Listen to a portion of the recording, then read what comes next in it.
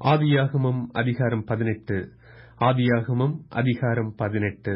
பின்பு கர்த்தர் மம்ரேயின் சமபூமியிலே அவனுக்கு தரிசனமானார். அவன் பகலின் உஷ்ண வேளையில் கூடார வாசலிலே உட்கார்ந்திருந்த தன் கண்களை ஏறெடுத்து பார்க்கும்போது, இதோ 3 புருஷர் அவனுக்கு எதிரே நின்றார்கள். அவர்களை கண்டவுடனே அவன் கூடார வாசலிலிருந்து அவர்களுக்கு எதிர்கொண்டு ஓடி தரைமட்டம் குனிந்து, ஆண்டவரே, உம்முடைய கண்களில் எனக்கு கிருபை கிடைத்ததானால் நீர் உமது அடியேனை விட்டு கடந்து போக வேண்டாம். கொஞ்சம் தண்ணீர் கொண்டு வரட்டும். உங்கள் கால்களை கழுவி மரத்தடியில் சாய்ந்து கொண்டிருங்கள். நீங்கள் உங்கள் இருதயங்களை திடப்படுத்த கொஞ்சம் அப்பம் கொண்டு வருகிறேன். அப்புறம் நீங்கள் உங்கள் வழியே போகலாம். இதற்காகவே அடியேன் இடம் வரைக்கும் வந்தீர்கள் என்றான். அதற்கு அவர்கள், நீ சொன்னபடி செய் என்றார்கள். அப்பொழுது ஆபிரகாம் தீவிரமாய் கூடாரத்தில் சாராளிடத்திற்கு போய், நீ சீக்கிரமாய் 3 படி மெல்லிய மாவு எடுத்து பிசைந்து அப்பம் சுடு என்றான். ஆபிரகாம் மாட்டு மந்தைக்கு ஓடி ஒரு நல்ல இளங்கன்றை பிடித்து வேலைக்காரன் கையிலே கொடுத்தான். அவன் அதை சீக்கிரத்தில் சமைத்தான்.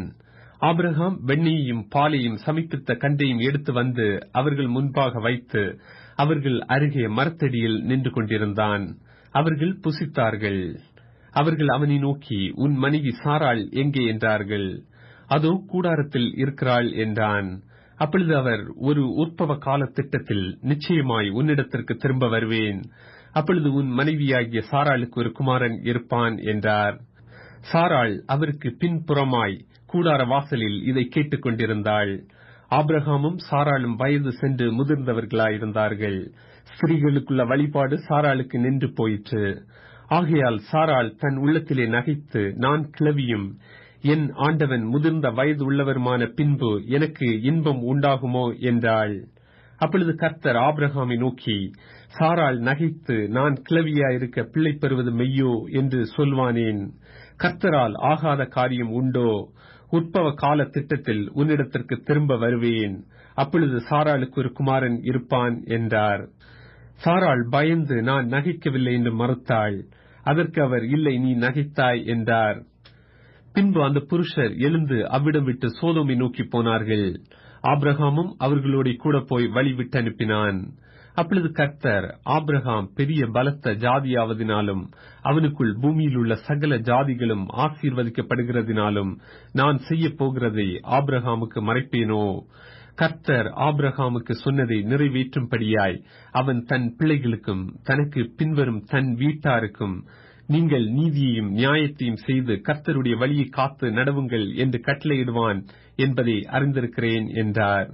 பின்பு கர்த்தர், சோதோம் கொமோராவின் கூக்குரல் பெரியதாயிருப்பதினாலும் அவைகளின் பாவம் மிகவும் கொடியதாயிருப்பதினாலும் நான் இறங்கி போய் என்னிடத்தில் வந்து எட்டின அதன் கூக்குரலின்படியே அவர்கள் செய்திருக்கிறார்களோ இல்லையோ என்று பார்த்து அறிவேன் என்றார். அப்பொழுது அந்த புருஷர் அவ்விடம் விட்டு சோதோமை நோக்கி போனார்கள். ஆபிரகாமோ பின்னும் கர்த்தருக்கு முன்பாக நின்று கொண்டிருந்தான். அப்பொழுது ஆபிரகாம் சமீபமாய் சேர்ந்து, துன்மார்க்கனோட நீதிமானையும் அழிப்பீரோ? பட்டணத்துக்குள்ளே ஒருவேளை 50 நீதிமான்கள் இருப்பார்கள். அதற்குள் இருக்கும் அந்த 50 நீதிமான்கள் நிமித்தம் ரட்சியாமல் அந்த ஸ்தலத்தை அழிப்பீரோ? துன்மார்க்கனோட நீதிமானையும் சங்கரிப்பது உமக்கு தூரமாயிருப்பதாக. நீதிமானையும் துன்மார்க்கனையும் சமமாய் நடப்பிப்பது உமக்கு தூரமாயிருப்பதாக. சர்வலோக நியாயாதிபதி நீதி செய்யாதிருப்பாரோ என்றான். அதற்கு கர்த்தர், நான் சோதோமில் 50 நீதிமான்களை கண்டால் அவர்கள் நிமித்தம் அந்த ஸ்தலம் முழுவதையும் ரட்சிப்பேன் என்றார். அப்பொழுது ஆபிரகாம் பிரதியுத்தரமாக, இதோ தூளும் சாம்பலுமாயிருக்கிற அடியேன் ஆண்டவரோட பேசத் துணிந்தேன். ஒருவேளை 50 நீதிமான்களுக்கு 5 பேர் குறைந்திருப்பார்கள். அந்த 5 பேர் நிமித்தம் பட்டணம் முழுவதையும் அழிப்பீரோ என்றான். அதற்கு அவர், நான் 45 நீதிமான்களை அங்கே கண்டால் அதை அழிப்பதில்லை என்றார். அவன் பின்னும் அவரோட பேசி, 40 நீதிமான்கள் அங்கே காணப்பட்டாலோ என்றான். அதற்கு அவர், 40 நீதிமான்கள் நிமித்தம் அதை அழிப்பதில்லை என்றார். அப்பொழுது அவன், நான் இன்னும் பேசுகிறேன், ஆண்டவருக்கு கோபம் வராமல் இருப்பதாக. 30 நீதிமான்கள் அங்கே காணப்பட்டாலோ என்றான். அதற்கு அவர், நான் 30 நீதிமான்களை அங்கே கண்டால் அதை அழிப்பதில்லை என்றார். அப்பொழுது அவன், இதோ ஆண்டவரோட பேசத் துணிந்தேன், 20 நீதிமான்கள் அங்கே காணப்பட்டாலோ என்றான். அதற்கு அவர், 20 நீதிமான்கள் நிமித்தம் அதை அழிப்பதில்லை என்றார். அப்பொழுது அவன், ஆண்டவருக்கு கோபம் வராதிருப்பதாக, நான் இன்னும் இந்த ஒரு விசை மாத்திரம் பேசுகிறேன். 10 நீதிமான்கள் அங்கே காணப்பட்டாலோ என்றான். அதற்கு அவர், 10 நீதிமான்கள் நிமித்தம் அதை அளிப்பதில்லை என்றார். கர்த்தர் ஆபிரகாமோடு பேசி முடித்த பின்பு போய்விட்டார். ஆபிரகாமும் தன்னுடைய இடத்துக்கு திரும்பினான்.